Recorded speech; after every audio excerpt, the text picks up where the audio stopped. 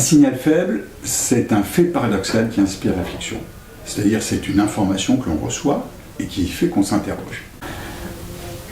Un signal faible, ça se trouve partout.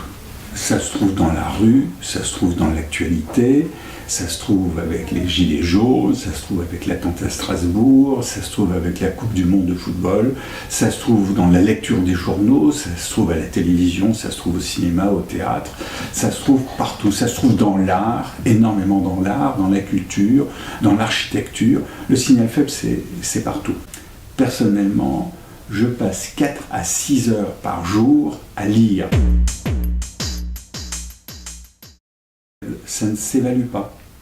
Ça dépend ce qu'on en fait. On peut être intéressé par le fait que la France a gagné la Coupe du Monde de foot. On peut être intéressé par Mbappé qui a 10 millions de suiveurs sur Instagram. Et à ce moment-là, on peut être interpellé que la FFF communique sur Facebook et pas sur Instagram. Et à ce moment-là, on comprend qu'il y a un signal faible intéressant. C'est que la génération alpha, la génération Z, elle est sur Instagram, et que la génération 98 de la Coupe du Monde 98, elle est sur Facebook.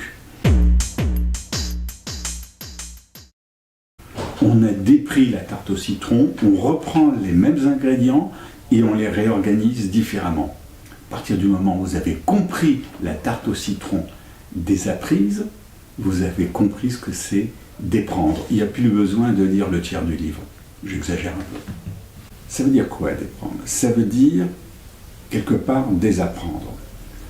On est, dans notre culture, complètement tributaire de la méthode de travail qu'on nous a enseignée. Une méthode autoritaire qui nous fait penser, qui nous fait réfléchir en silo. Et sur le coup, on ne voit plus ce qui se passe à côté. Déprendre, c'est un tiers de mon livre, c'est apprendre à casser ces silos, à faire que notre pensée arrive à sortir de la pensée automatique que l'on a et à voir les choses différemment. Et ça, c'est déprendre. Une fois qu'on a dépris, qu'on a cassé notre processus mental et qu'on sort de là, on se rend compte que le futur n'est pas une ligne droite.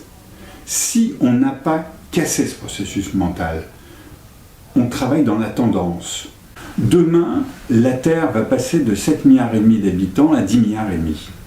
2,5 milliards d'habitants en plus. Ils vont habiter où? Dans les villes. Comment mettre 2,5 milliards d'habitants en plus dans des villes quand on sait que potentiellement la terre arable peut devenir patrimoine mondial de l'humanité? C'est-à-dire qu'on n'aura plus le droit de faire grandir les villes sur la terre arable. Quand on pose cette question, logiquement on dit on va construire en hauteur. Oui, il y a tout un système pour construire en hauteur. Et ensuite on va travailler sur l'inverse. C'est quoi l'inverse? L'un des inverses, c'est la ville souterraine. On n'est pas des taupes. C'est vrai, on n'est pas des taupes.